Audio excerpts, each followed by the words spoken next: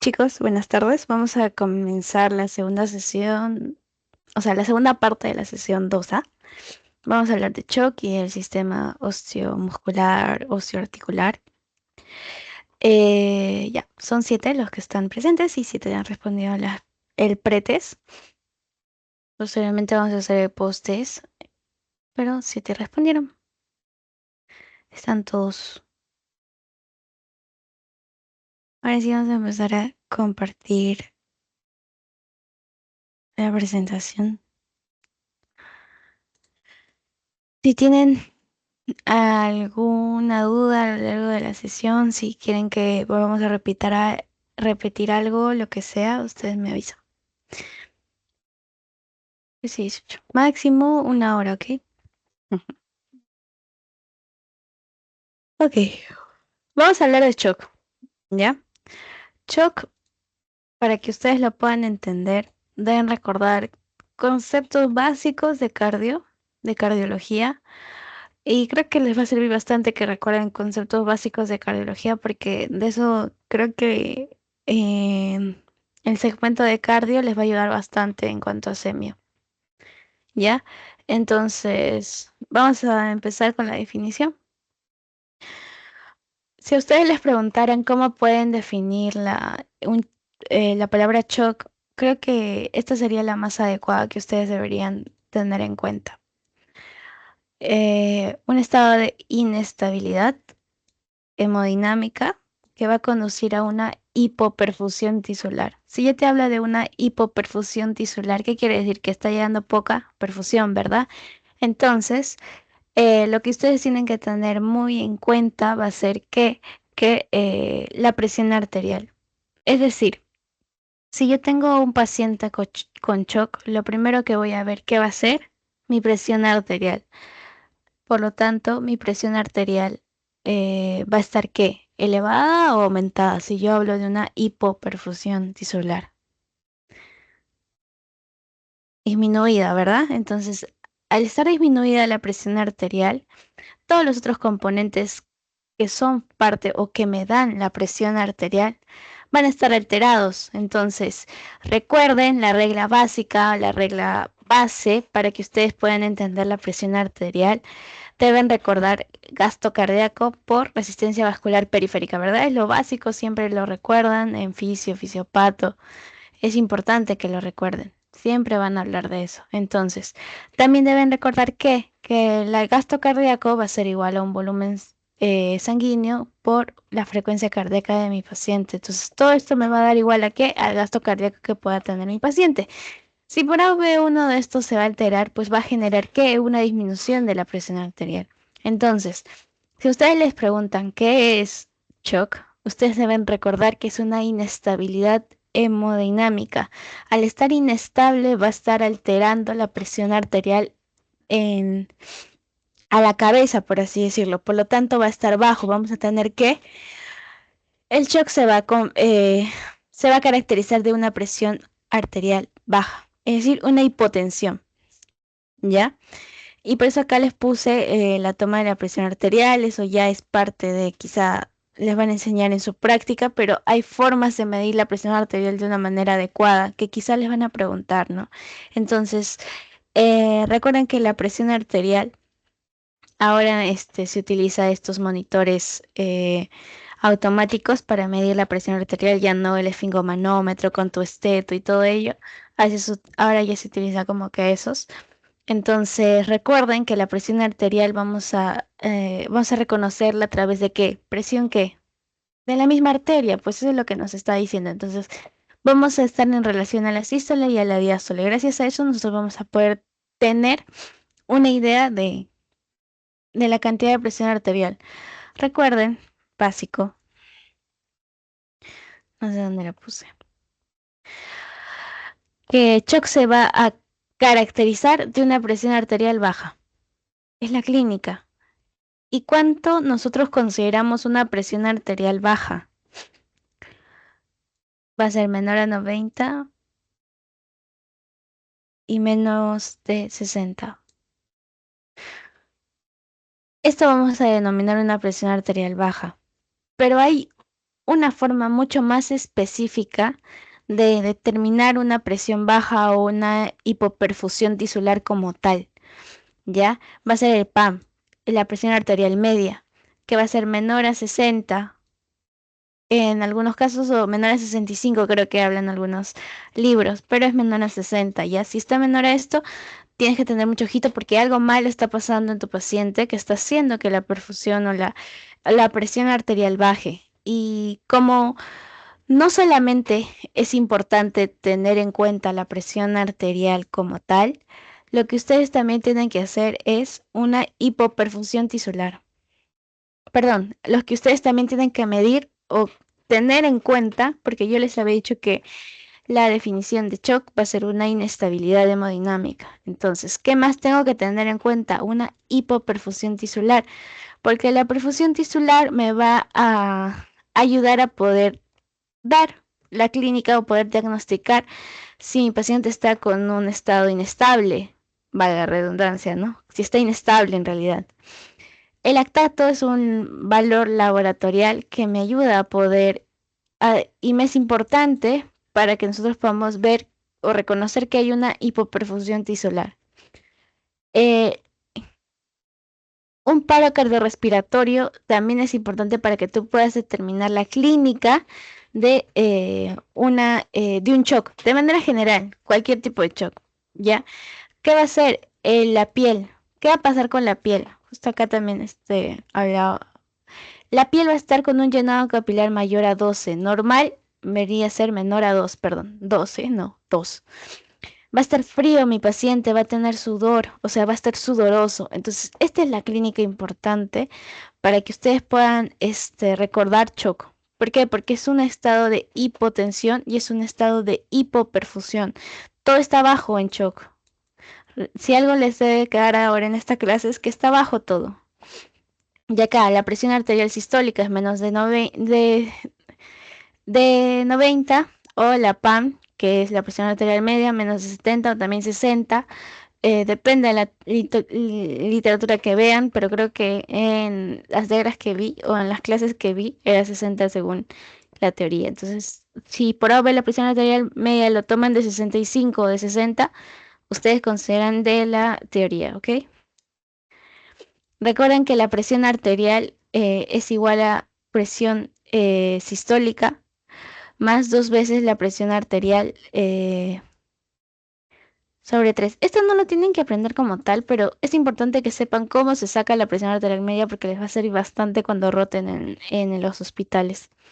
Entonces, la clínica va a estar caracterizada de la piel, o sea, hay problemas en la piel. De la conciencia también, va a estar estuporoso, va a llegar a la letargia, va a estar en coma mi paciente si esto sigue aumentando y si yo no hago nada para detener la hipoperfusión, va a llegar a coma mi paciente. Renal, ¿por qué? Porque el riñón, recuerden, es el órgano más noble. ¿Por qué es más noble? Porque él se va a malograr solito primero. Él va a decir, bueno, yo me sacrifico por ustedes, por los demás órganos, a pesar de que tenga una función muy importante en nuestro cuerpo, se sacrifica primero. Entonces, eso tienen que tener muy en cuenta. Por lo tanto, vamos a tener diuresis. ¿Alguien sabe qué es disminución de la diuresis?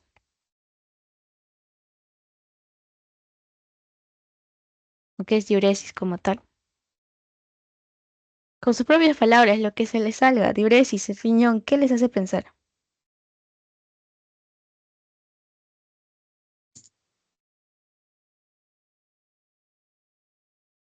¿No sería una mayor orina? O sea, eh, pero generada por el... Bueno, mayor orina, sí, sí. Diuresis como mayor orina, algo así. Ajá, o sea, mayor fuerza, mayor cantidad, o sea, a eso me refiero.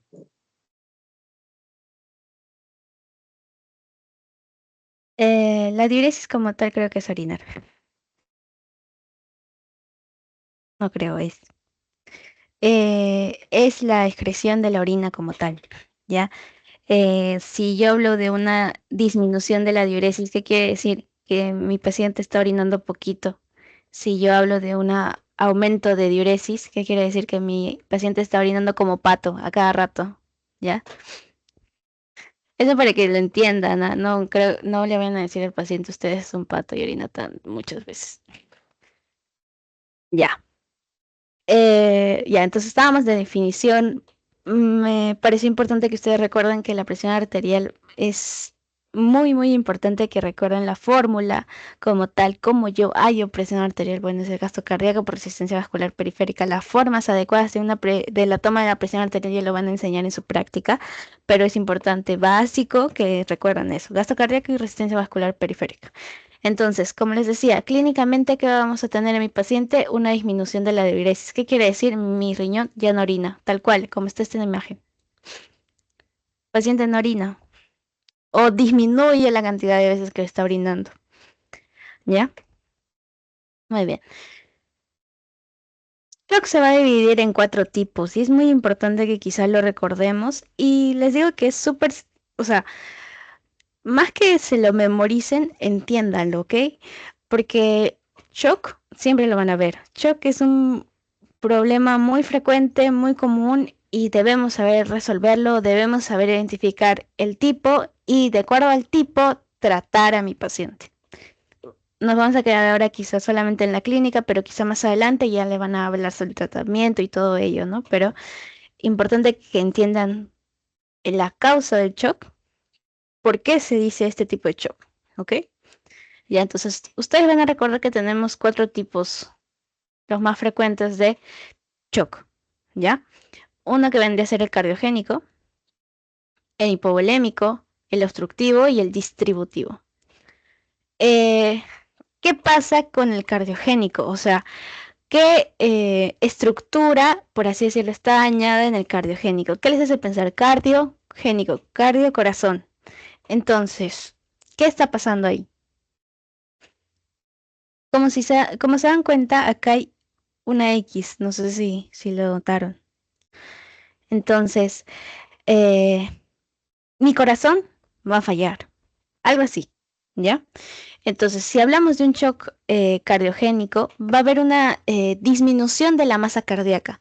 Esta disminución de la masa cardíaca como tal va a generar una falla en la sístole. ¿Qué quiere decir sístole? Recuerden, sístole, diástole, sístole, diástole. Sístole es contracción, diástole bueno, relajación, ¿no? Sístole contraes y diástole relajas, como para que ya se les quede. Yo siempre me recuerdo así, ¿no? Sístole, diástole, ¿ya? Entonces, va a haber una disminución de la masa ventricular. Esta disminución de la masa, recuerden, aurículas, ventrículos, ¿verdad? Entonces, yo les estoy diciendo que hay una disminución de esta masa, de la masa eh, ventricular o miocárdica en realidad, ¿no? De la mayor masa hay en los ventrículos, por lo tanto, por eso digo masa ventricular, disminución de la masa ventricular, pero sería una disminución de la masa miocárdica lo correcto. ¿Ya? Entonces, una disminución de la masa miocárdica que va a generar ¿qué? Una falla en la sístole. Sístole. Entonces, ¿qué quiere decir? Que no se contrae, ¿verdad? Entonces, no está contrayendo sístole, no se está contrayendo. ¿Esto qué va a generar? Una disminución, como en muchos casos, como la definición de shock, ¿no? Una disminución del volumen, una disminución en el transporte de oxígeno, porque imagínense, su corazón ya no está latiendo como debe, hay una disminución en la sístole, es decir, ya no se contrae lo suficiente, se contrae solo así. Y se debe hacer todo, todo para que llegue a todo lado, pues si no, no tiene fuerza para llegar a todo lado. Entonces hay una disminución de la contracción, no se puede contraer bien. Ese es un shock cardiogénico, ¿ya? Una disminución de la masa miocárdica, tal cual, ¿ya? Problemas en mi mismo corazón, en la cantidad de la masa, por así decirlo. ¿Qué es un shock hipovolémico? Y por lo que ustedes, entre todos los shocks, por así decirlo, el que más deben recordar es el hipovolémico. ¿Por qué? Porque es el más frecuente. Ya, es el más frecuente y deben entenderlo más.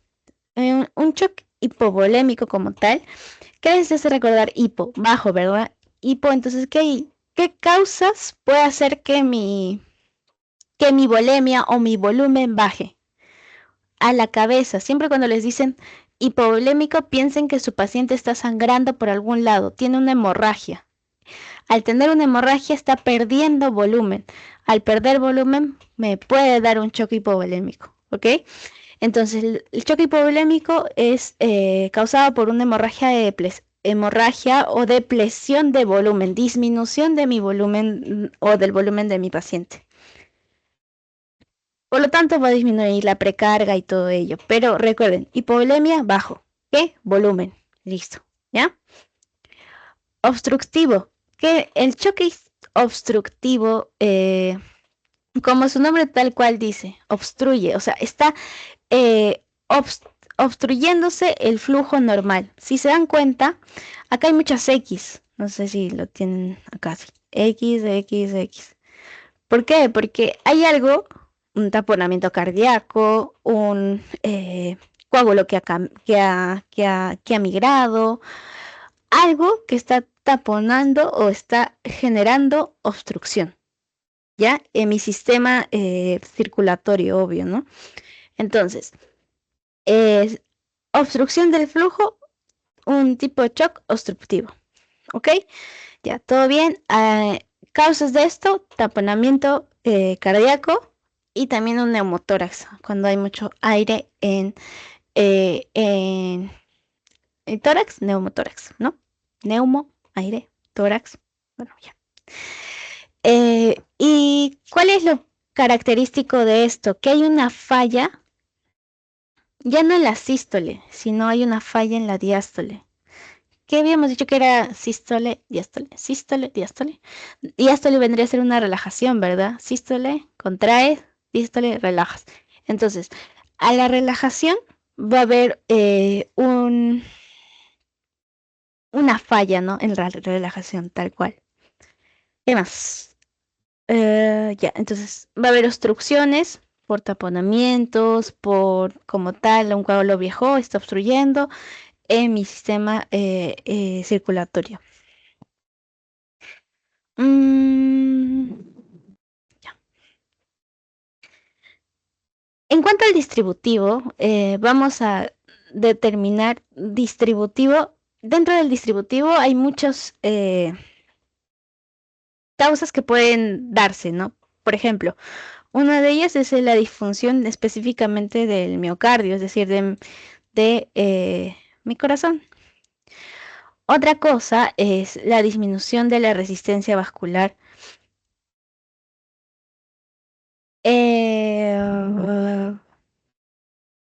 Ya. Entonces, el distributivo quizá es un poco más complejo de entenderlo, pero recuerden que puede ser por causas tanto del corazón o de la resistencia vascular que podría tener mi corazón que está disminuido, o sea, que en mi sistema circulatorio está disminuido, ¿ya? Entonces, recapitulando un poquito, cardiogénico me va a estar en relación a la disminución de la masa muscular o miocárdica, masa muscular cardíaca o miocárdica, masa muscular cardíaca. El hipovolémico, recuerden que es el más frecuente y por ser el más frecuente, ustedes cuando les hablen de hipovolemias, su cerebro siempre debe pensar, mi paciente está perdiendo volumen por algún lado. Entonces, hemorragia es lo más frecuente o disminución de volumen como tal, ¿no? Obstrucción al flujo, recuerden, taponamiento cardíaco o neumotórax. Y distributivo, ya, pues les dije la disminución, en este caso, disfunción miocárdica o también una disminución en la resistencia vascular. Muy bien, más o menos así, para que me entiendan, para que estemos todos bien. Y acá es más para hablar de la fisiopatología. ¿Cómo yo lo explico? ¿Cómo yo explico que hay un shock hipovolémico, que hay un shock obstructivo, que hay un shock cardiogénico, que hay un shock distributivo? Recuerden que todo esto va a generar la muerte del paciente. El shock es un estado que me va a causar una inestabilidad hemodinámica, generando una hipoperfusión tisular. ¿Qué pasa si mis células no reciben perfusión? Es decir, no reciben sangre o están con escasos, mi cuerpo está con escaso contenido sanguíneo. A lo que quiero llegar es que necesita sangre para estar bien.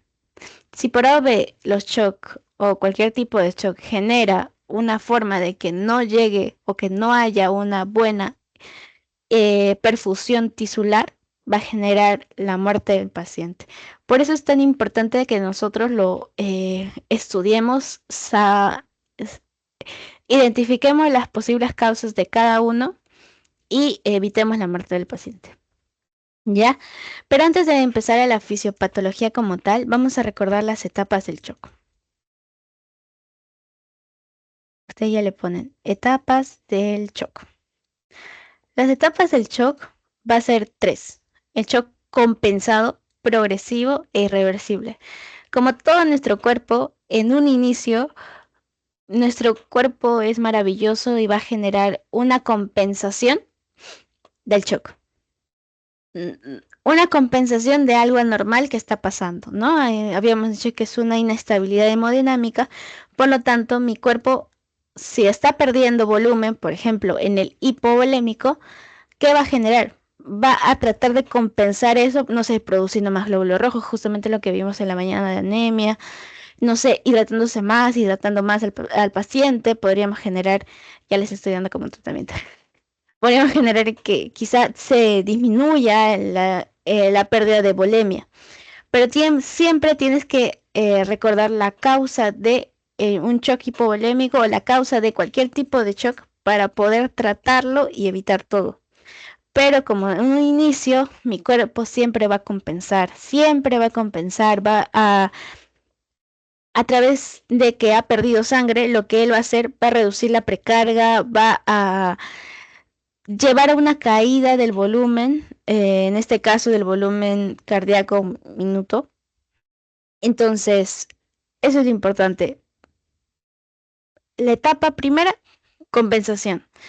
¿Qué sigue después de compensar? Va a progresar, va a ser un tipo de shock que va a progresar y al no solucionar el estado de hipoperfusión, es necesario que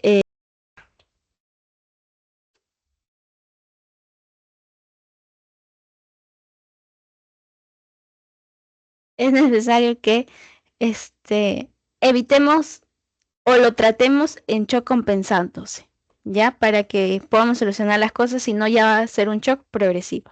Después de un shock progresivo, ¿qué va a seguir? Un shock irreversible. Es cuando ya existe una acumulación excesiva de dióxido de carbono, hay muchos metabolitos, en este caso en ácidos, lo que va a provocar específicamente un daño a la célula. Entonces, ¿dónde tenemos que tratar de encontrar el shock en este momento, ¿no? Un shock compensado, ojo, donde tenemos que decir, acá nomás te detengo y acá te trato, ¿ya? Entonces, estas van a ser las etapas del shock, para que ustedes más o menos recuerden, quizá les puedan preguntar. Creo que puse una pregunta al pretest ahí también. Entonces, para que lo tengan en cuenta, shock compensado 1, shock progresivo 2 y tercero vendría a ser el shock irreversible. La hipovolemia va a ser una pérdida de líquido de hemorragia. En la hemorragia, como les había dicho, es lo principal o la causa más frecuente. Disminución de la precarga, esto que va a generar un bajo gasto cardíaco, lo que va a ser un descenso de la presión arterial media, generando un shock.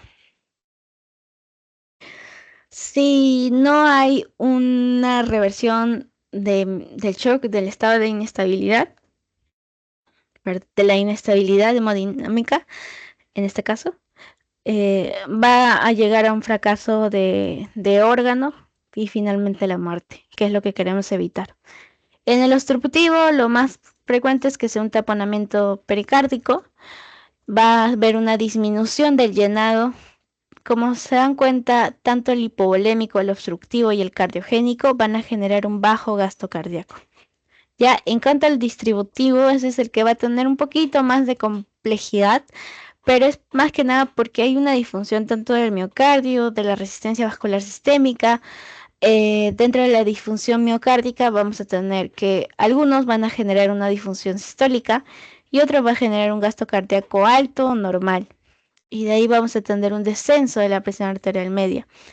Justamente La fisiopatología nos ayuda a entender por qué es importante medir la presión arterial media. Si se dan cuenta, en todos los casos, la presión arterial media nos ayuda a determinar si está o no en shock mi paciente. Porque tanto el hipovolémico, el obstructivo, el cardiogénico y el distributivo va a llegar a esto. Va a llegar a un descenso de la presión arterial media. Entonces, la presión arterial media me ayuda a determinar en qué, si mi paciente está mal, ¿no? Y por eso es justamente lo medimos acá, menos de 70 o de 60. Ya. Eh, ya. Ok.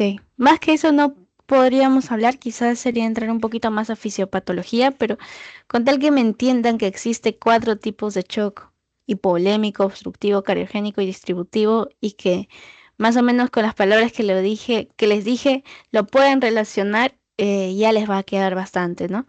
Siempre recuerden la fórmula de la presión arterial: gasto cardíaco por resistencia vascular periférica, el volumen sanguíneo por la frecuencia cardíaca, que es igual a la frecuencia gasto cardíaco.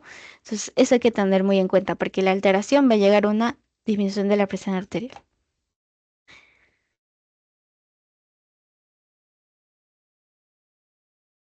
Ya. Como les estaba diciendo en la clínica, la presión arterial vamos a tenerla baja, 90, 60, menor a ello. La presión arterial media, que quizás es un valor mucho más específico, va a ser menor a 60 o 70, creo que estábamos viendo. La hipoperfusión tisular es como que una parte de la definición de shock, porque vamos a hablar de presión arterial baja más hipoperfusión tisular. Y dentro de la hipoperfusión tisular debemos medir el lactato, que es un examen laboratorial que nos ayuda a tener una idea de qué está pasando con mi paciente. También un paro cardiorrespiratorio, que vamos a ver piel y vamos a ver el estado confusional de mi paciente, ¿no? Si está confundido, ¿no? O estuporoso. La escala de coma de Glasgow más que nada. De manera renal también lo vamos a ver, ya vimos que es una disminución de la diuresis. ¿Por qué creen que deja de orinar el paciente en en shock? ¿Por qué creen?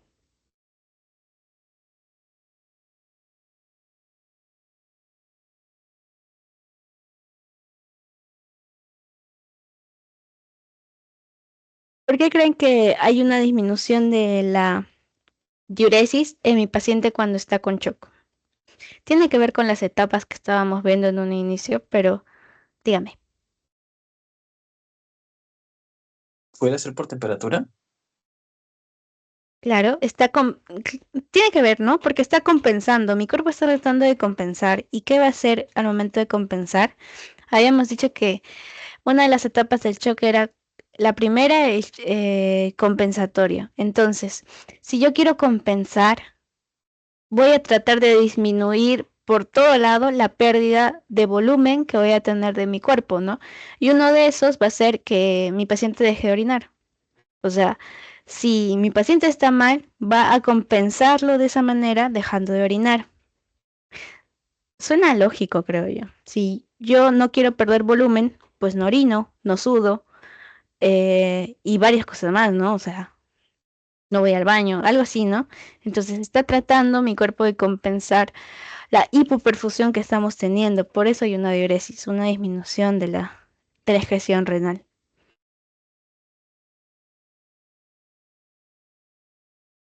Mm, Muy bien. Entonces,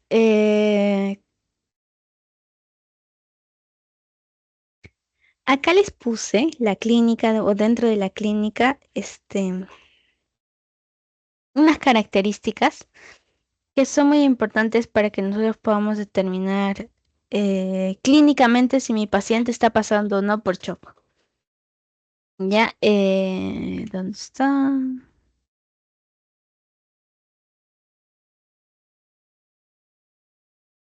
Mm, ya.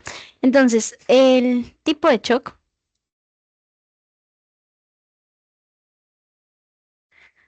sea cual sea el tipo de shock, van a tener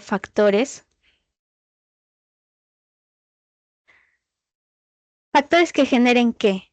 Factores que me ayuden a entender la presentación del shock. ¿Ya? Entonces, estos serían algunos factores que van a ayudarme a entender por qué mi paciente de una edad joven y de una edad más de un adulto mayor es diferente a la presentación de un paciente niñito o bueno, que es joven, ¿no? En realidad, joven y adulto mayor. Entonces va a depender mucho del tipo de choque que tengamos. Habíamos visto cuatro, pero acá se está sumando, si se dan cuenta, el anafiláctico y el séptico. En pocas palabras, para que lo tengan así en cuenta, el anafiláctico va a ser en minutos, es decir, es muy rápido, ¿ya? Si mi paciente viene por un shock anafiláctico, normalmente va a ser rápido, en minutos. Pero si es un shock tipo séptico, mi paciente va a venir con una clínica tardía, más lenta. Quizá te va a decir, no, es que he estado así hace 2 semanas, no sé, cosas así, ¿no? En cambio, el choque anafiláctico va a ser rápido. ¿Por qué? Porque pone en peligro a la vida del paciente muy, muy rápido, ¿ya? Eso para que lo tengan en cuenta. Eh, Su desarrollo en anafiláctico va a ser en minutos y el tipo, en caso del séptico, va a ser un poco tardío, ¿no? Más va a... Se puede reconocer tardíamente, por así decirlo. ¿La edad del paciente es importante? Claro que es importante, porque cuando mi paciente es más joven, mayor predisposición va a tener a que se dé a la primera etapa del shock, a compensar. O sea, si tú eres más joven, vas a tener más chance de compensar los problemas volémicos que podrías tener tú, ¿no? También las enfermedades preexistentes. Si mi paciente, bueno, es un cardiópata, no sé, ha sufrido de endocarditis, eh, o no sé, toma, es diabético o tiene otra patología, es hipertenso, lo que sea, si hay enfermedades preexistentes va a influir bastante o es un factor muy importante para que se dé a la presentación clínica de mi paciente. La velocidad de presentación también, porque como le estaba diciendo, un choque anafiláctico se puede dar en minutos y el séptico un poco más tardío, pero la velocidad en que se relaciona, que se da el shock va a ser importante.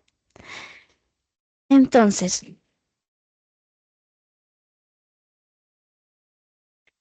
como que les estoy poniendo la clínica, va a ser de cierta manera, según sea el tipo de shock, vamos a tener una clínica. Y esto lo sacamos de mismo Argente porque esa es su base para ustedes. Entonces, el shock hipovolémico va a estar caracterizado de una piel fría. Mi paciente va a estar pálido, va a tener mucha sudoración, va a estar hipotenso, va a tener una presión venosa central y capilar bajas, va a tener en muchos casos hemorragia y deshidratación van a ser como que la etiología más frecuente, ¿no? Entonces, ¿qué pasa en el shock cardiogénico? En- Igual, vas a tener la piel fría, mi paciente va a sudar, su presión venosa central y capilar va a estar, en este caso, alta.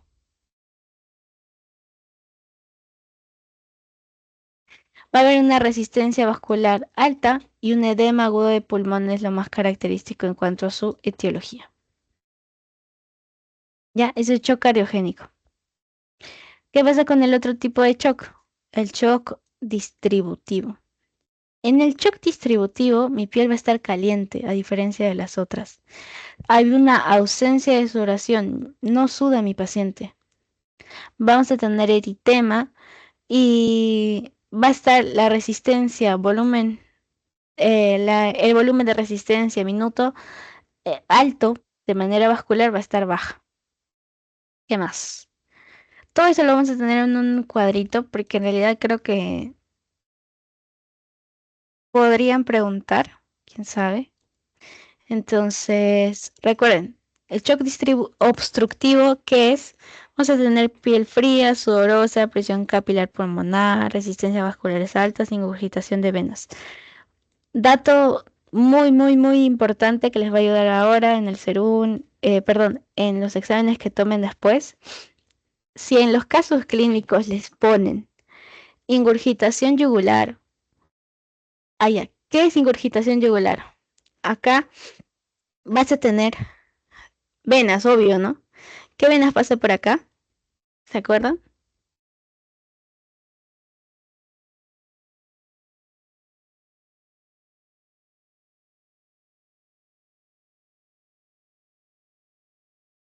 ¿Qué vena pasa por aquí? ¿Por donde estoy señalando?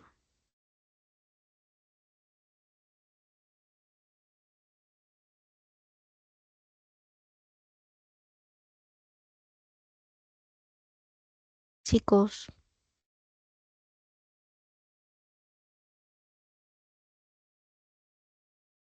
la vena que pasa por acá.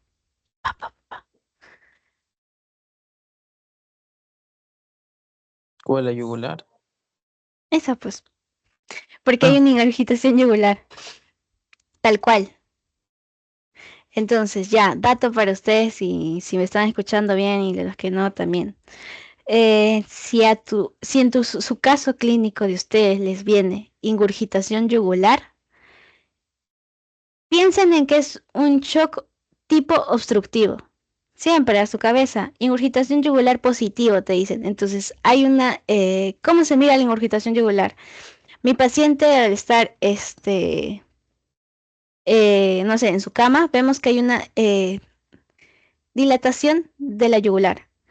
¿Y cuál es una maniobra importante que ustedes pueden realizar para poder determinar eso? Va a ser desde la parte del reborde costal, en este caso del reborde costal derecho, van a aplastarlo, así, fuerte. O sea, eso ya lo van a aprender en la práctica, en realidad.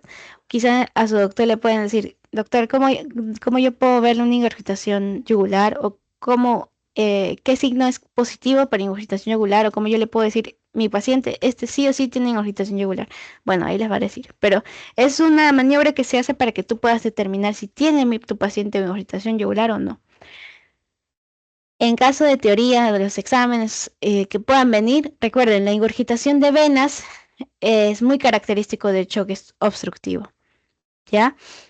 Entonces, si en el caso clínico les ponen ingurgitación yugular o a veces solamente ponen así Y positivo, esto es muy probable de que sea un shock de tipo obstructivo, ¿ya? Otro dato también que les puede ayudar clínicamente es aquí está, dentro del shock distributivo. ¿Qué cosa es característico del shock distributivo? Que mi piel, a diferencia de los otros, si se dan cuenta, va a estar caliente. La piel de mi paciente va a estar caliente, no va a sudar, como les dije. O sea, mi paciente no suda, a diferencia de los otros tipos de shock. Entonces, esas cositas chiquitas son muy importantes para que tú puedas diferenciar entre hipovolémico, cardiogénico, distributivo y obstructivo. ¿Ya? Listo, creo que eso es por acá. Y acá ustedes van a notar el examen físico, que es muy importante en medicina 1, semio. El examen físico va a ser muy, muy importante para que ustedes tengan en cuenta qué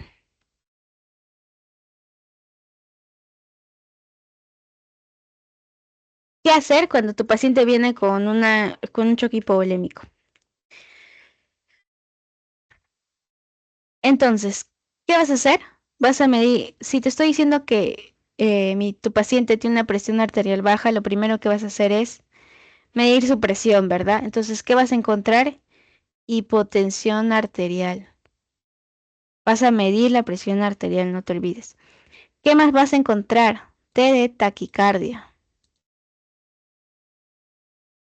Vas a encontrar taquicardia, en la mayoría de casos, más que nada en el hemorrágico, que es el más frecuente o hipovolémico también llamado. Hipovolémico o hemorrágico, como quieran llamarlo, es lo mismo, ¿ya? ¿Qué más? Puedes encontrar taquipnea. ¿Qué es taquipnea? ¿Me dicen o no saben? ¿O no recuerdo? Creo que esta ese era clase un ya libro. lo... Ajá, gracias. Gracias, no vi tu nombre, pero gracias. No, no.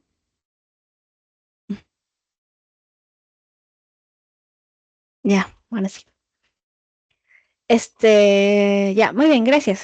Claro, la taquipnea va a ser el aumento de la frecuencia respiratoria, la taquicardia va a ser aumento de qué? De la frecuencia cardíaca. Taquicardia, obvio, ya no tenemos que decir nada más si dice cardia, corazón. Taquipnea, no sé si han escuchado ustedes hablar del apnea o, bueno, hace relación a lo respiratorio, ¿ya? ¿Qué más? En el número 4 vas a ver P de palidez. Tu paciente no va a venir para nada, eh, no sé, como nosotros, con un color bonito, sino o va a venir pálido. Tu paciente, no sé, quizás se pueda confundir un poquito en personas muy, muy blancas.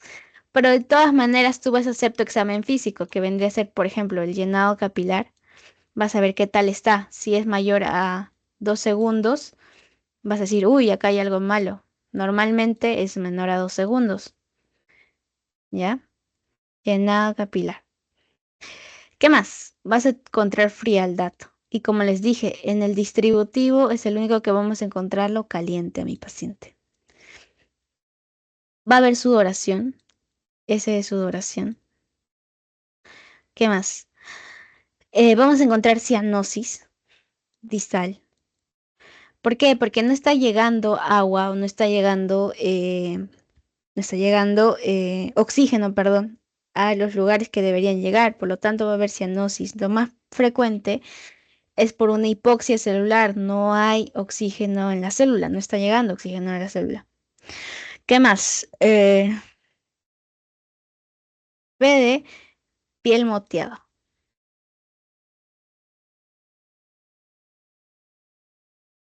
Piel moteada.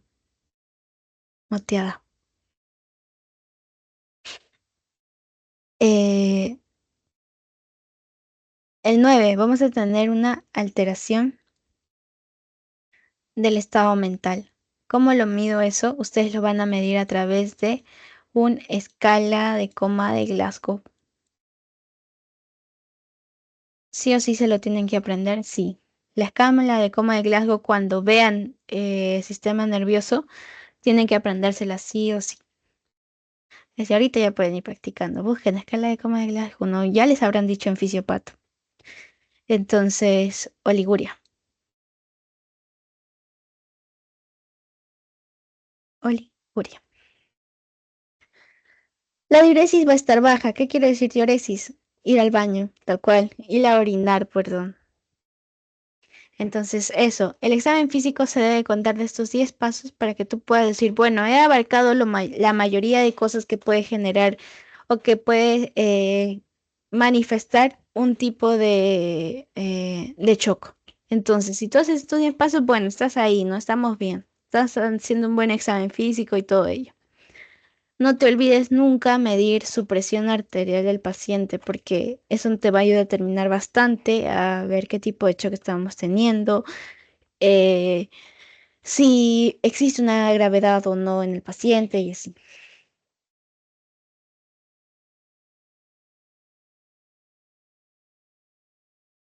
Ya. Eh, ¿Cómo yo hago el diagnóstico de de un shock?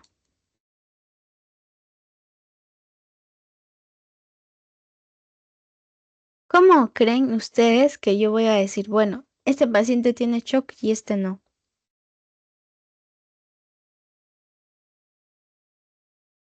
O al menos sospechar, ¿cómo creen?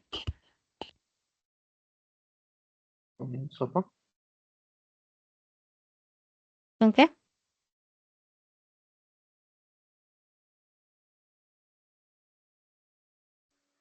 O los signos vitales y la clínica. Claro, el diagnóstico es clínico, chicos. Es decir, deben hacer una buena historia clínica, aunque su paciente no no responda quizá, porque está viniendo en shock, obviamente está deshidratado, debe estar, somnoliento en muchos casos, debe estar eh, como si fuera un anémico, algo así, vas a tener astenia, o sea, va a estar mal. Entonces, pero ustedes tienen que preguntar sí o sí, deben preguntar a él o a su familiar. Entonces la clínica manda. El diagnóstico de un shock es clínico. ¿Ok? ¿Qué más?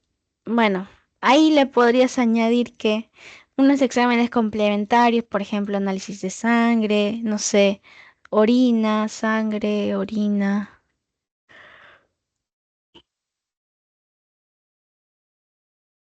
Ay, lo siento. Ya. ¿Qué más le puedes aumentar acá para tener una idea del diagnóstico? Un EKG no está de más, obvio. Que ya lo van a ir viendo más adelante, pero más o menos para que lo tengan idea, ¿no? Una radiografía de tórax, rayos X, ahora que van a llevar diagnóstico por imagen, o ya llevaron, creo. Entonces, una ecografía abdominal podría ayudar, pero no mucho, ¿no? O sea, lo principal es saber la clínica. A través de la clínica y de la historia clínica que ustedes le hagan al paciente, van a determinar qué tipo de shock es el más probable que le esté dando a mi paciente. Porque, a ver, no vas a pensar que tu paciente tiene un tipo de shock cardiogénico cuando nunca en su vida ha tenido problemas cardíacos, cuando no ha tenido, por ejemplo, cuando está teniendo hemorragia. Si tiene hemorragia, lo principal que vas a pensar va a ser en un shock hipovolémico, ya no en un cardiogénico, ¿no? Entonces, si por ahora te habla de un paciente que ha tenido secuelas de parálisis facial o toma antiagregantes plaquetarios o algo que tome que genere o que haya generado un taponamiento cardíaco, vas a pensar es que es obstructivo. Entonces, como les digo, la clínica va a mandar bastante. Estos son algunos patrones que son hemodinámicos del shock. ¿Qué es lo que ustedes tienen que aprender? Les voy a señalar solamente lo que quizá les va a servir si por ahora les preguntan en el examen, ¿ok? Recuerden, tenemos hipovolémico, obstructivo, distributivo y cardiogénico. El volumen minuto a minuto en el distributivo va a estar aumentado, ¿ya? Si se dan cuenta, en el distributivo en muchos casos la piel está caliente. ¿Qué quiere decir? Que está aumentando, está compensando rápido, está generando como tal un volumen eh, que se está elevando, ¿no? Es lo que se quiere decir. ¿Qué otra cosa es importante que lo tengan en cuenta? La presión venosa central. Porque en muchos casos la presión venosa central en un hipovolémico va a estar bajo, ¿verdad? Ya eso no tenemos que hablar mucho. Pero si hablamos de un distributivo, ¿también puede estar bajo? Sí, en este caso puede estar normal o puede estar baja. ¿Qué otra cosa más les pueden preguntar? Eh,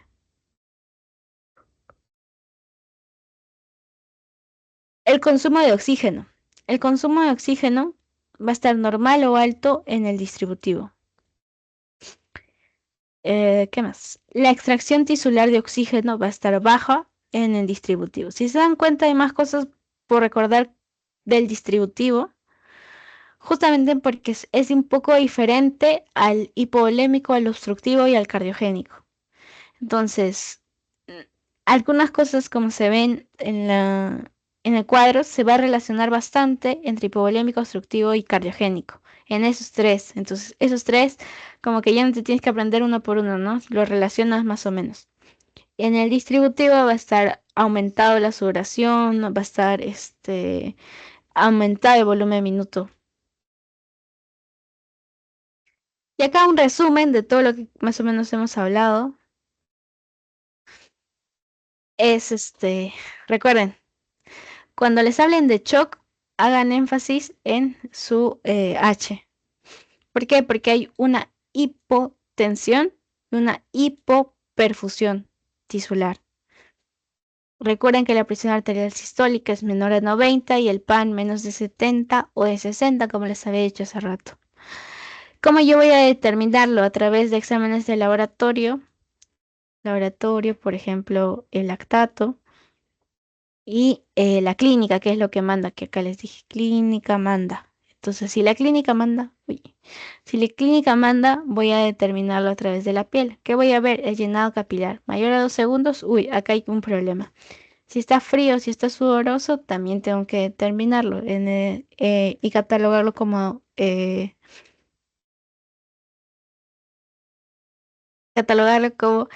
este un shock, ¿ya? ¿Qué más vamos a tener? Va a estar progresando el estado confusional de mi paciente. Va a estar en A, C, D, letargo, estupor y coma, ¿ya? Entonces va a estar ansioso en un primer momento, luego va a estar confundido, luego va a estar disociando y luego ya va a estar letárgico, luego va a estar estuporoso y al final va a generar un coma en mi paciente, ¿ya? Es, y como les había dicho, la diuresis va a bajar. Va a dejar poquito a poquito a orinar. Ya, muy bien. Piel, conciencia, agitado, confundido. Miren, agitado, confundido, desorientado, letargo y estupor. Ahí está, ABCD, LEX y esto. Letárgico y estuporoso. Muy bien. Recuerden, laboratorialmente vamos a determinar a través del lactato mayor a 2 milimol por litro. No es pregunta de examen, creo, en cuanto a medicina 1 o semio, pero de todas maneras deben recordar que ahí está, ¿no? Y que es importante y que se mide. Recuerden, el tipo de shock hemorrágico o hemodinámico o hipovolémico, perdón. El otro tipo de shock que vendría a ser el cardiogénico, C2, cardiogénico, C.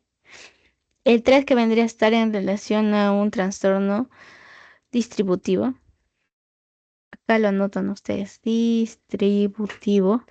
Y el O que es obstructivo, ¿no? Entonces, ¿qué pasa? Puede estar en relación, la obstrucción puede ser por 3 causas: taponamiento, neumotórax o tromboembolismo pulmonar, ¿ya? Si se dan cuenta, la mayoría de los casos se van a relacionar, solo en algunos quizá vamos a tener una diferencia como vimos acá. En el distributivo va a estar el volumen aumentado, va a estar el consumo de oxígeno aumentado. Entonces, eso hay que tener en cuenta, ¿ok? El tratamiento va a depender del tipo de choque que tengamos, pero esto ya lo van a ver más adelante, creo yo. Lo importante es que recuerden la clínica, ¿qué es esto? Si a ustedes les viene un paciente con una piel caliente, o sea, les hacen sospechar de todo para que sea un shock y te da características de piel caliente, ustedes no la piensen y digan, bueno, es un shock distributivo, podría ser. Pero recuerden las causas de distributivo, hay muchas causas de un choque distributivo, entonces también tienen que ir relacionando la clínica con lo que vas encontrando, ¿no?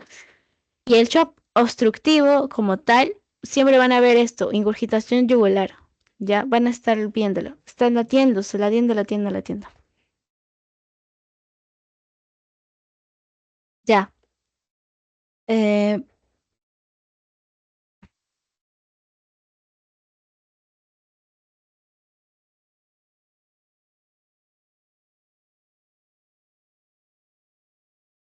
Vamos a tener escalas pronósticas para shock. Les pueden preguntar sí, ¿por qué? Porque el shock va a tener perdón, el shock va a pasar a una muerte, como habíamos visto más adelante. Bueno, acá.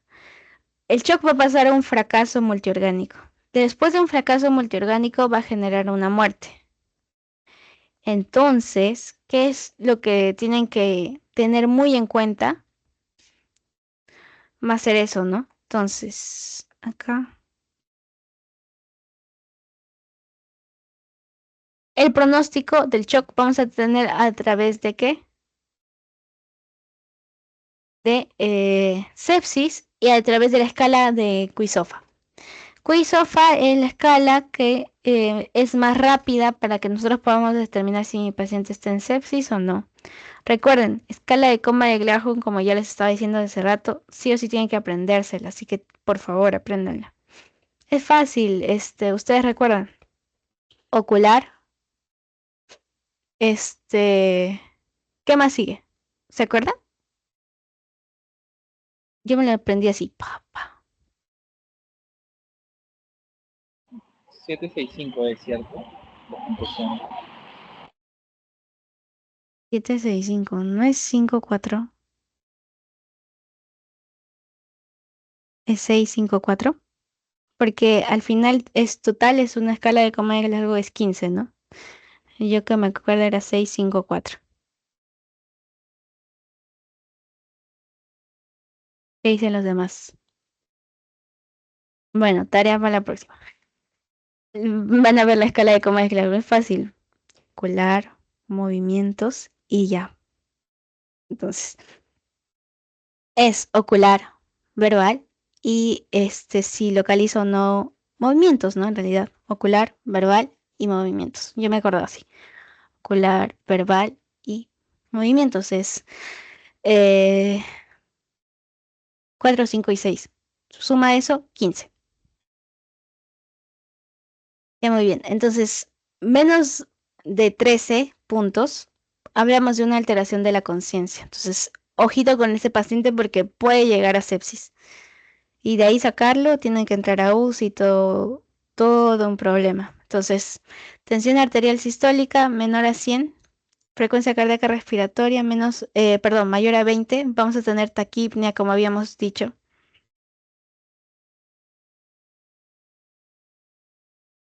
Entonces, esto me va a generar una sepsis. Si esto me sale positivo, tiene una infección mi paciente y tiene 2 o más de estos, voy a usar la escala de SOFA, que me ayuda a ver la difusión orgánica y todo ello, ¿ya?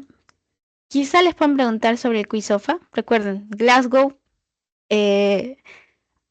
presión arterial, sistólica y frecuencia respiratoria. Muy bien, ya, terminamos con choco. ¿Tienen alguna duda? Para hacer rapidito de este sistema osteoarticular.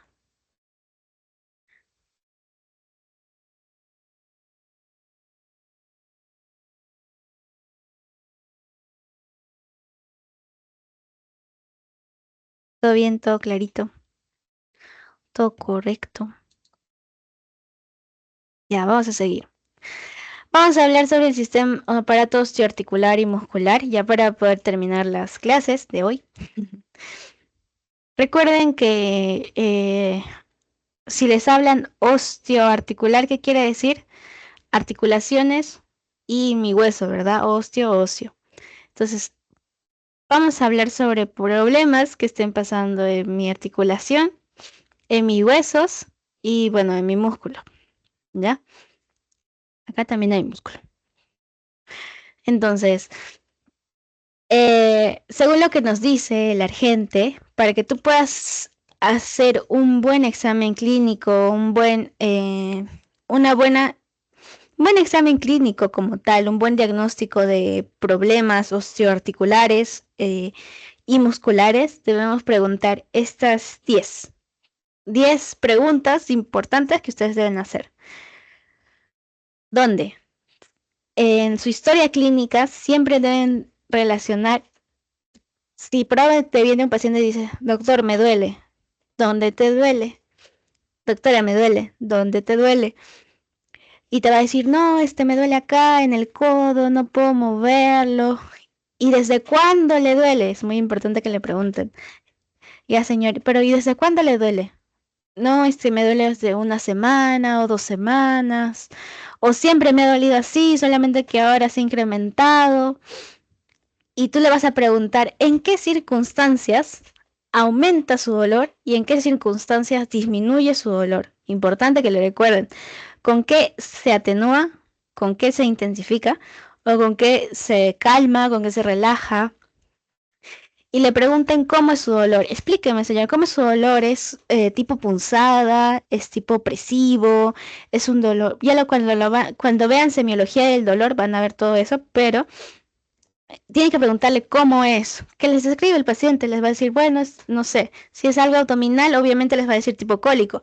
Ojo, tip, paréntesis. Cuando les hablen de un dolor tipo cólico, para que nunca se equivoquen, es de úlceras huecas, ¿ya? Si les dicen dolor tipo cólico, ustedes piensen, es algo de úlceras huecas, de vísceras huecas, perdón, de vísceras huecas, ¿ya? Úlceras huecas. Estoy pensando en gastro. De vísceras huecas. ¿Qué quiere decir vísceras huecas? Estómago, intestino, el delgado y grueso. ¿Qué más? Vesícula. ¿Por qué? Porque es un órgano hueco. Están conteniendo algo en la mayoría de los casos, en el sistema digestivo igual. Entonces, es un órgano hueco, por lo tanto vas a tener tipo cólico. ¿Ya? Cerramos paréntesis.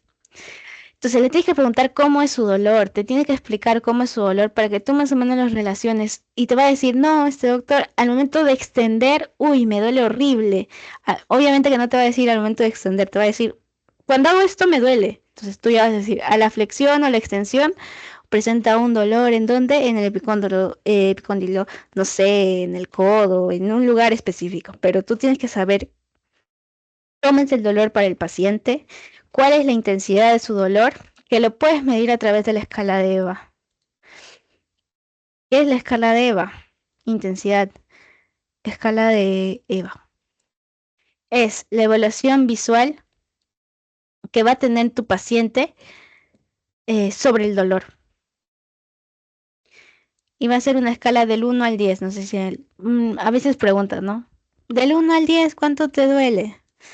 Ya, pues más o menos eso. Pero no es correcto decirle, bueno, del 1 al 10 cuánto te duele, ¿no? Sino que tú tienes que decirle al paciente, explicarle que es un 1 y que es un 10, porque para el paciente puede ser subjetivo el 10 y puede ser subjetivo el 1 y te puede un poquito variar la intensidad del dolor que él siente. Pero pregúntenle cuál es su intensidad del dolor, es mucha, es poca, es teniendo el 10 como el peor dolor de su vida y el 1 el mejor o el menos, más o menos dónde se encuentra este dolor, algo así le podrían preguntar. Existen manifestaciones asociadas, es decir, si haces algo o has tenido algún problema ahí, por ejemplo, tengo un paciente de 65 años, dolor en la articulación y te dice, doctor, me duele bastante cuando giro mi muñeca, en las noches me duele bastante. Y tú le vas a decir, ¿y algo le ha pasado ahí antes? ¿Ha tenido alguna fractura? ¿Sufre de alguna enfermedad? ¿Sufre artritis o artrosis o algo que esté generando la disfunción de tu articulación? O sea, algo, ¿no? ¿Qué manifestaciones se van a asociar? ¿Ya? ¿Cómo está evolucionando su cuadro? También es importante, ¿no? ¿Cómo está evolucionando mi paciente? Le dice, no, doctor, ya no aguanto porque por eso justamente he venido, ¿no? La mayoría de los casos es así. ¿Cuál fue la respuesta del tratamiento? ¿Ha seguido un tratamiento? Y si no lo ha seguido, ¿por qué no lo ha seguido? Y si lo ha seguido, ¿qué le han dado? O si está automedicándose, porque en muchos casos van a encontrar eso, ¿va? Cuando hagan la historia clínica les van a decir, sí, es que he venido comprando en la farmacia, me han dado lo típico, ¿no? Para el dolor, sus marcas ahí que piden. Entonces, le he pedido para el dolor y me han dado un dolor, no sé qué, fuerte. Entonces, y eso me ha calmado un rato y por eso, pero ya tengo mucho dolor y por eso vengo. Entonces, hay que tener en cuenta eso. ¿Existe sintomatología inflamatoria? Es decir, ¿se está inflamando? ¿Cuál es el grado de capacidad funcional? ¿Qué tanto puede hacer mi articulación o qué tanto puede hacer la parte que le está afectando a mi paciente? Todo eso lo vamos a ver. Todo eso es importante que ustedes pregunten, así que sí o sí tienen que preguntarlo. Si le hacen evaluar, por ejemplo, esta semana o ya les hicieron evaluar la semana pasada sobre eso, pues eso tienen que tenerlo muy en cuenta, ¿ya? Asociaciones de las afecciones osteoarticulares. Si es una artritis de tipo gotosa, podemos relacionarlo a diuréticos, a alcohol, a hiporuricemiantes. Esto es más memoria, ¿saben? La artritis séptica en muchos casos se va a relacionar con las drogas, ¿no? Como aquí está, o a traumas previos. Si te dicen o te hablan de VIH, recuerden que VIH es virus de inmunodeficiencia humana, entonces se relaciona un poco al sexo, a los homosexuales, ¿no? Eh, Promiscuidad sexual obviamente puedes enfermarte de una ETS si estás o si eres promiscuo, si son promiscuos. Ustedes no, obvio, si el paciente es. Corticosteroides, necrosis ósea vascular, aplastamiento vertebral, diarrea, faringitis, artritis reactivas. Esto se relaciona, la diarrea se relaciona mucho a las artritis enteropáticas. Si tienes estrés, cambios climáticos, podrías tener fibromialgia. Entonces, se puede relacionar estas afecciones a estas osteoarticulares, o sea, estos problemas osteoarticulares, sí. Lo puse así, ¿por qué? Porque a veces les preguntan como tal y no me dio tiempo para poder pasarlo de un cuadrito a otro y por eso solamente les puse una foto. Pero es como tal, o sea, lo estoy poniendo ahí para que más o menos lo tengan de ahí, ¿no? Para que lo puedan ver. Si por ahora no tienen la gente. Pues si lo tienen, ahí lo van a visualizar mejor.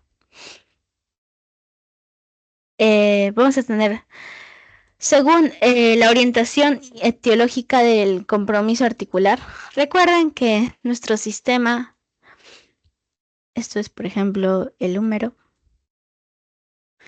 vamos a dibujar la articulación del hombro, ¿ya? Esta es mi clavícula.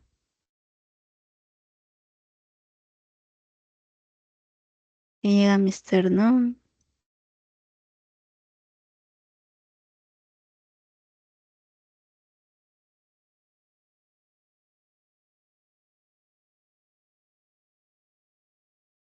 Las costillas.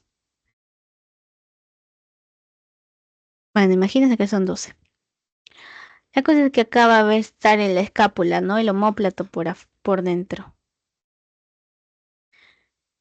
Entonces, acá vamos a tener una articulación, ¿verdad? La articulación del hombro.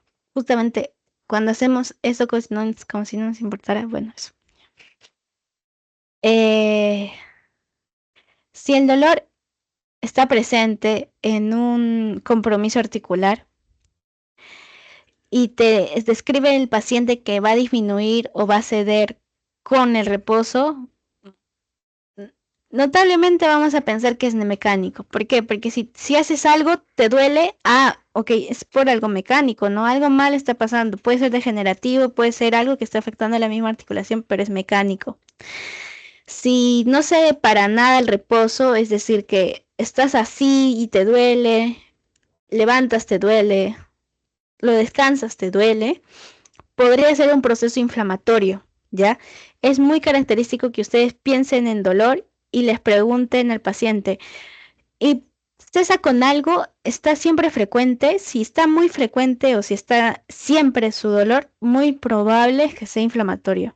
Si por A o B le dicen, no, es que cuando estiro así me duele, cuando lo bajo acá está bien, todo estoy tranquilo, puede ser mecánico. Si es algo psicógeno,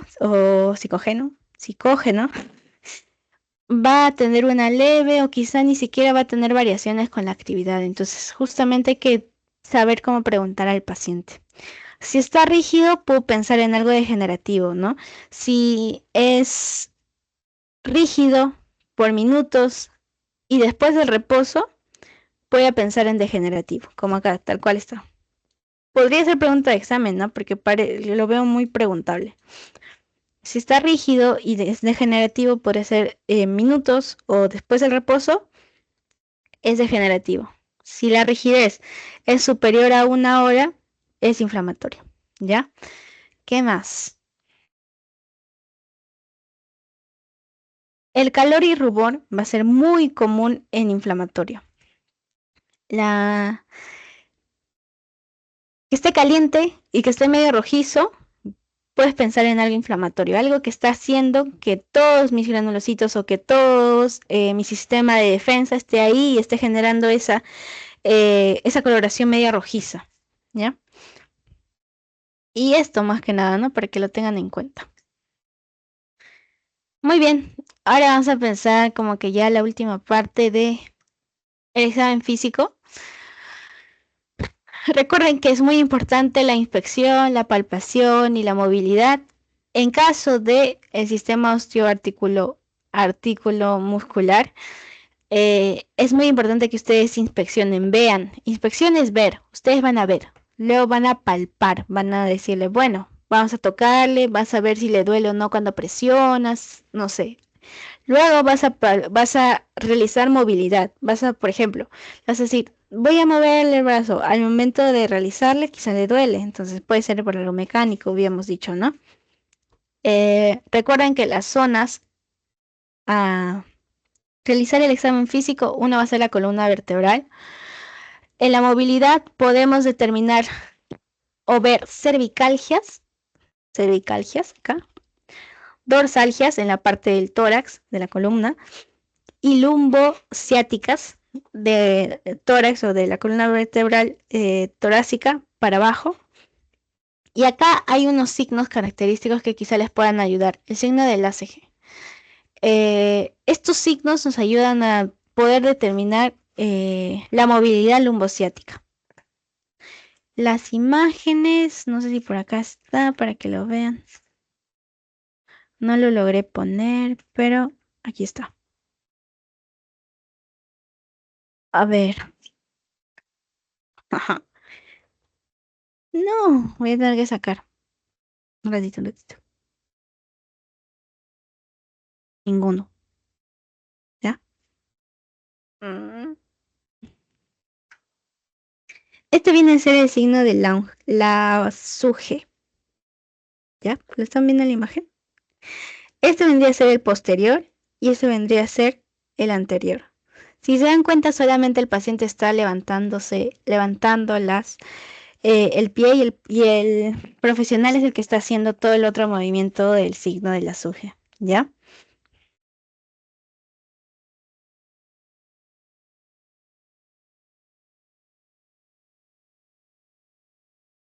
Uy, uy, uy, uy.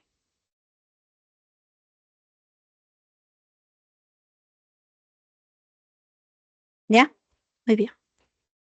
El síndrome de la seque, va a estar en relación a la lumbociática, ¿ya? Por si les preguntan, ¿no? Les pueden poner el signo de la ACG nos ayuda a evaluar la movilidad de lumbociática.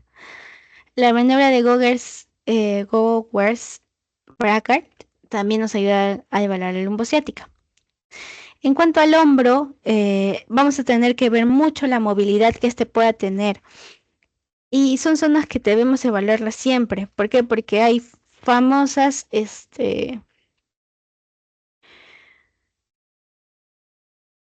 las famosas lesiones del manguito de rotador. ¿Sabes cuáles músculos conforman el manguito del rotador?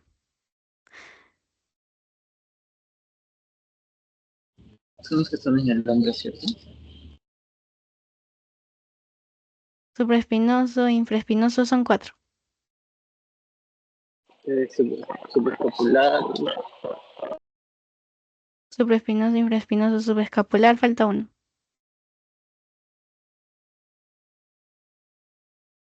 Redondo menor. Muy bien. Los músculos tienen que volarlos sí o sí en hombro. Aparte, obvio, de la articulación. Vas a ver la extensión, la flexión, vas a ver si tiene una movilidad de 90 grados y todo eso. Eso lo van a aprender en la práctica, la verdad. Pero es importante que lo tengan en cuenta y que sepan qué músculos tengo que evaluar en cada parte. ¿Qué más? Vas a evaluar el codo. El codo no hay más que, o sea, tienen que tocarlo, ya chicos, tienen que tocar, ver si hay, no sé, un ganglión o algo que está generando un dolor, si es dolor a la extensión igual a la flexión, o sea, tienen que tocar, sí o sí. Y a la muñeca es importante que ustedes inspeccionen y vean si por algo está mal. ¿Qué más? Tienen que evaluar la movilidad. Supino, prono, o sea, la supinación, pronación. Entonces, todo eso tienen que verlo. Lo más característico de muñeca, les puse ahí, vendría a ser eh, la, el túnel del carpo, ¿no? Hay anomalías que nos pueden ayudar a determinar el signo.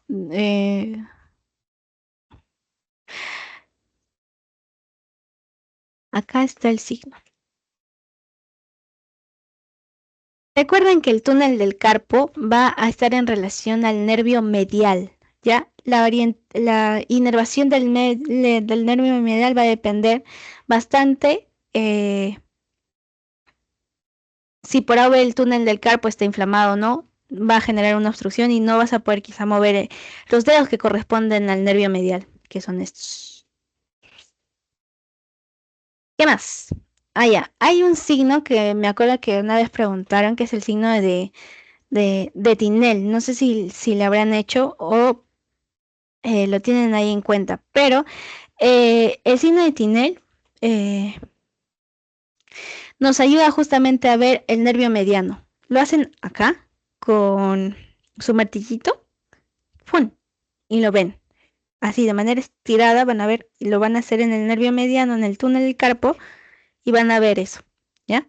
Signo de Tinel. Manos, ¿qué puedes evaluar? En las manos tienen que evaluar el dolor articular. Si por algo mi paciente está, no sé, con bultos, acumulaciones o algo, también tienen que evaluarlo. ¿Hay signos para cada uno? Sí. Lo más característico de las manos y de los dedos van a ser signos reumatológicos. ¿Qué son los signos reumatológicos? Pues van a ser los famosos dedo en cisne. No sé si lo habrán visto en algún momento. Dedo en cuello de cisne lo llaman. Así. O sea, está medio así el dedo. Medio como un cuello de cisne tal cual. O sea, mi paciente va a estar así. Y cada uno de estos nombres, quizá lo tienen que recordar más, pero reumatológicamente, si ustedes miran un dedo así, muy probable que sea de causa reumatológica. ¿Ok? Quizá les puedan preguntar eso. Creo que lo puse también en el pretest o en el post-test. Es por causa reumatológica. Problemas en los dedos de la mano. ¿Por qué? Porque hay el famoso dedo en cuello de cisne, que es la flexión en este caso de la falange distal. O sea, se flexiona y hay una hiper extensión de la falange proximal. Recuerden, proximal, distal. Entonces, flexionas acá, extiendes acá, así. Así. Algo así. Ese es tu dedo. Flexionas y extiendes, algo así. Esto vendría a ser proximal y esto vendría a ser distal. Más o menos así. Ya, y la cadera también se debe evaluar bastante, más que nada en pacientes que son adultos mayores. La rodilla, de igual manera.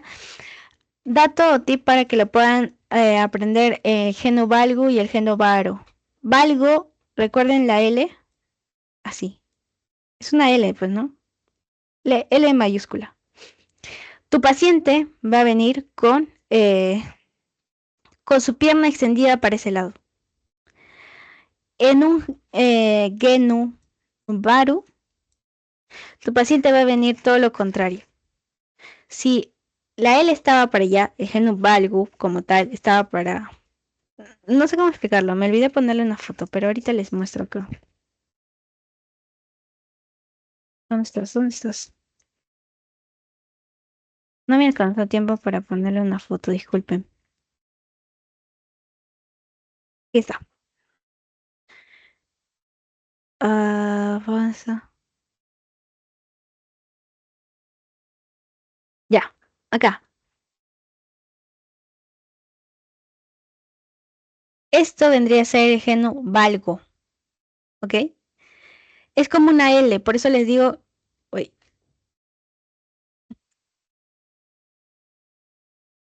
se apagó la cámara. Por eso les digo que el geno valgo, recuerden como una L, porque sus pies del paciente están así, como para afuera. Esto es el geno varo. Si se dan cuenta, es como una O. Entonces, para que ya no se vuelvan a equivocar sobre el geno valgo o el geno varo, para que lo tengan en cuenta. ¿Ok? Eso, el pie y tobillo también lo van a tener que examinar, ver si existe unas protuberancias o no, onicomicosis, onicodistrofia. ¿Qué es la onicomicosis? Son los hongos tal cual de los pies. La onicodistrofia viene a ser la uña del pie en la parte proximal. Se está haciendo medio, Se está destruyendo. ¿Por qué? Por los hongos específicamente. Pero eso para que lo tengan en cuenta. Ya. Dolor de rodilla más de 3. Si tienes esto en dolor de rodilla, muy probable que sea reumatológico. Más de 50 años. Rigidez matutina menos de 30 minutos. Crepitación, dolor hacia la presión, hipertrofia ósea y ausencia de calor articular. Puede ser reumatológico. Principal que diferencien ustedes entre artritis y artrosis. ¿Son lo mismo? No, no son lo mismo. Artritis va a atacar a la membrana sinovial. En cambio, la artrosis va a atacar al mismo cartílago. Ya, acá. Este es el cartílago, si se dan cuenta. La artrosis va a atacar así como estamos viendo acá. ¿Están viendo? Ataca al mismo cartílago, lo está destruyendo completamente. En cambio, la artritis va a atacar a la membrana sinovial, que es como una membrana que va a recubrir. Eso va a atacar. La artrosis ataca al misma articulación, al mismo cartílago, por así decirlo. Por lo tanto, va a estar con rigidez y dolor. En cambio, la artritis, itis, ¿qué quiere decir? Recuerden eso, itis, inflamación, para que tengan en cuenta. Ya entonces va a estar inflamado, va a estar como edematoso, le va a doler al paciente, va a estar con un color rojizo, rubor, dolor. En cambio, la artrosis vas a tener rigidez y dolor, también obvio. Eso más que nada. Recuerden, artrosis, rigidez y dolor, ataca cartílago. Artritis, ataca membrana sinovial y su principal síntoma va a ser una inflamación, porque es una artritis, está inflamando. Itis es inflamación, chicos. ¿Ya? Eso también les puede ayudar en sus exámenes que puedan tener. Ya. ¿Tienen alguna pregunta o algo?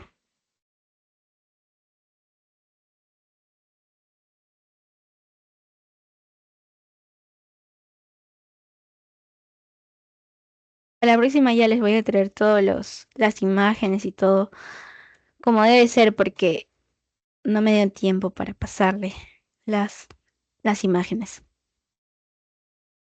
Pero espero se haya entendido en cambio en osteoarticular. Ok, le estoy mandando el post-test. Por favor, rellénenlo. Vamos a estar acá hasta las 5:45 o 48 porque son 2 minutos, 3 minutos más. Resolvemos el post-test y ya, terminamos. Los dejo. ¿Ya? Gracias. Vamos a esperar que responda.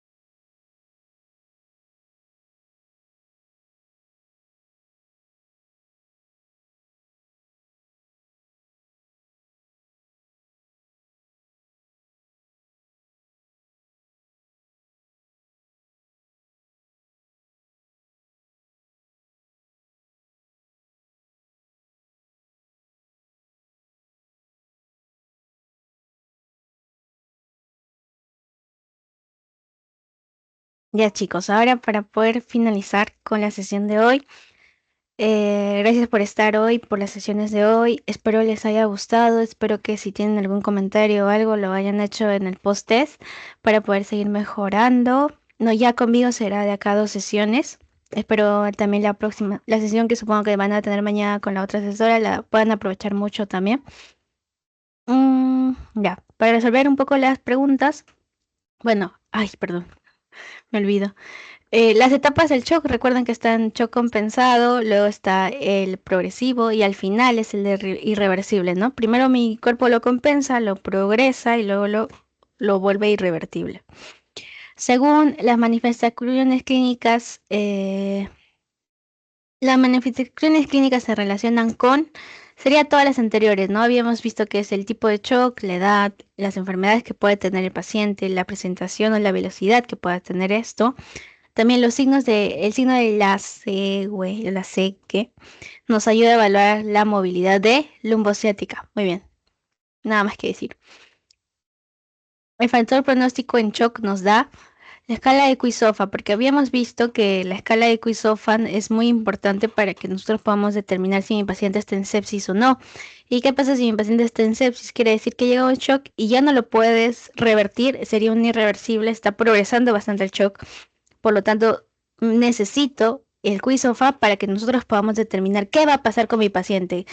Si está bien, si va a sobrellevarlo el proceso séptico o la sepsis que pueda tener mi paciente, o tengo que aumentar más los medicamentos o lo que se tenga que realizar, ¿no?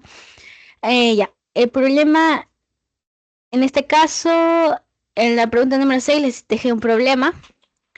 Mujer de 41 años, consulta por artralgias en manos desde hace más de 8 meses, nota gran rigidez en la mano. ¿Qué habíamos dicho que era rígido? Bueno, más o menos ahí les van a ir viendo.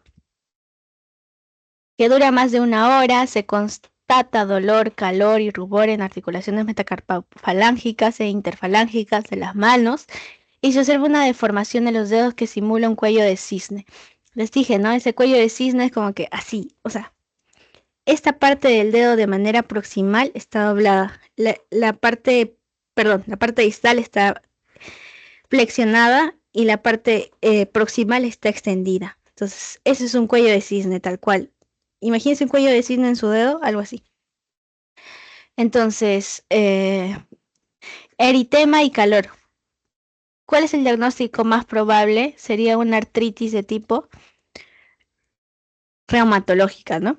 Entonces, infecciosa podría ser por el eritema y por el calor, pero ya cuando te hablan de rigidez, piensa en algo reumatológico, piensa en que es algo más que está pasando aparte de una infección. Aparte está hace 2 o 3 semanas creo que nos dijeron. A ver, más de 8 meses, ¿ve? No creo que sea un proceso infeccioso al ser de tan corto tiempo. Reactiva, mecánica, nada que ver. Reumática, reumatológica es la mejor opción en este caso, porque nos sale el cuello de cisne, que es muy característico en problemas reumatológicos, ¿ya? Cuando vean reumato lo van a ver ahí a 100, pero si les sale un cuello de cisne, piensen en algo reumatológico, ¿ok? Muy bien, gracias. Ya está todos y espero les haya gustado la sesión de hoy. Vamos a dejar de grabar.